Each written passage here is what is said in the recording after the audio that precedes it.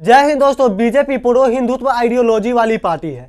प्रधानमंत्री नरेंद्र मोदी अपने किसी भी भाषण में हिंदुत्व और सनातन को कोट करना नहीं भूलते हैं। राम मंदिर इसका सबसे बड़ा उदाहरण है। एक तरफ जहां बीजेपी हिंदुत्व को प्रमोट करती है, लेकिन दूसरी तरफ वही हिंदुत्व का अपमान करने वाले कंपनियों से चंदा लेती है। एसबीआई ने रिपोर्ट जारी करी, जिसके अकॉर्डिंग भारत की दो प्रमुख हिंदुत्व पार्टी शिवसेना और बीजेपी ने बीफ बनाने वाली कंपनियों से करोड़ों रुपए चंदा लिए। दोस्तों, मुंबई की दो बड़ी beef company Alliance Private Limited और उसके सहयोगी कंपनी फ्रियोग्राफिक प्राइवेट लिमिटेड ने अप्रैल 2019 और 20 के दौरान शिवसेना और बीजेपी को तकरीबन 5 करोड़ रुपए चंदा दिए। द क्विंट ने रिपोर्ट किया कि अप्रैल 2019 में इस कंपनी पर रेड पड़ा और 2000 करोड़ रुपए के चोरी का आरोप लगा, लेकिन उसके कुछ ही महीनों बाद शिवसेना और बीजेपी को यह कंपनी ने करोड़ों रुपए चंदा दिए। दोस्तों, यहां तो एक बात साफ है कि चाहे बीजेपी कितनी ही हिंदुत्व को प्रमोट करती हो, लेकिन कुछ पैसे के लिए धर्म को एक समय के लिए साइड में रखती है। तो साल 2014 में जैसे ही नरेंद्र मोदी प्रधानमंत्री चुनकर आते हैं, पूरे भारत भर में गौ हत्या पर रोक लगा दिया जाता है। गोमांस बनाने वाली बहुत सारी कंपनी को बैन कर दिया जाता है।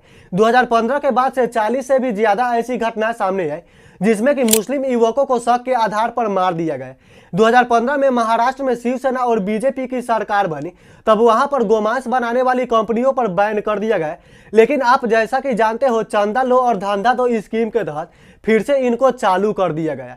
लल्लन टॉप ने अपने रिपोर्ट्स में यह एग्जैक्ट बताया है कि ये रेड पड़ने के किस महीने बाद यह चंदा मिला।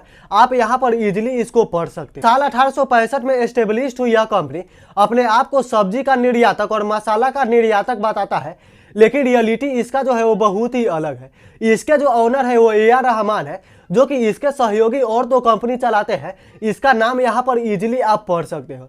दोस्तों, आपको अगर लगता है कि साल 2019 के बाद से यह कंपनी बीजेपी को चंदा दे रही है, तो ऐसा भी नहीं है। साल 2014 में भी बीजेपी को कैंपेन करने के लिए बहुत सारे बीफ वाली जो कंपनी है वो चंदा दी थी, लेकिन वह गोपनीय रूप से दी थी, इसीलिए वह सामने नहीं आ पाए। तो देश भर में अंधभक्तों को व्हाट्सएप यूनिवर्सिटी की इतनी लत लग चुकी है कि वो अखबारों को पलटना भी बंद कर चुकी है। बीजेपी के कार्यकर्ता जिन बीजेपी के नेताओं के इशारों पर काम करता है, उनका इशारा किस तरफ है यह भी वह अब नहीं समझ पा रहा है। दोस्तों, इस करेंट टॉपिक पर खान सर का एक वीडियो वायरल हो रहा है, जिसमें बताया जा रहा है कि गाय भैंस का मांस काटने वाली कंपनी किसी भी पार्टी को तकरीबन 250 करोड़ रुपए चंदा दे रहा है, तो समझो कितना प्रॉफिट हो रहा हो। अब चुनाव में पैसे बहुत लगते हैं, देख रहे हैं इलेक्टोरल बॉन्ड, बीफ बेचने वाली, गाय भैंस का मीट बेचने वाली कंपनी 250 करोड़ रुपए चंदा दे रही है। कमाई कितना होगी सोचिए। अब सोचिए कितना गाय काटा होगा, वो कितना काटा होगा, आइडिया लगाइए बस। आस्था को तो अस्थमा करा दिया सर। आप सोचिए एक गाय जो लोग बढ़िया गाय तो 20-25 हजार में मिल जाती है जी, जो दूध देने वाली गाय होती है 20-25 हजार में गांव में मिल जाती है। जिस गाय को काटता होगा तो बूढ़ होगी, बीमार होगी, उसको खूब से खूब बेचता होगा, कितना 20-25 मान के चलिए, बढ़िया गाय समझ 20-25, कितनी हजार गाय काटा होगा तो उसको 1000-2000 करोड़ का प्रॉफिट आया होगा, तो अब ना उतना चंदा दे रहे हैं।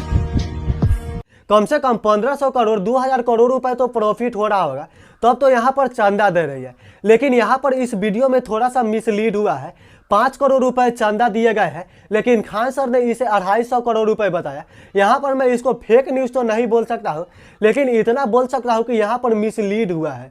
दोस्तों, चाहे जितना भी चंदा लिया हो, लेकिन सनातन धर्म का अपमान करने वाली कंपनी जो है वो उसे बीजेपी चंदा ली है, यह बात किसी से छिपा हुआ नहीं है।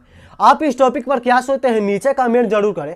अगर वीडियो अच्छी लगी तो लाइक करना, चैनल पर नए हो तो सब्सक्राइब करके बेल आइकन प्रेस कर देना, क्योंकि आपका भाई इसी तरह के वीडियो लाते रहता है। तब तक लिए जय हिंद, वंदे मातरम।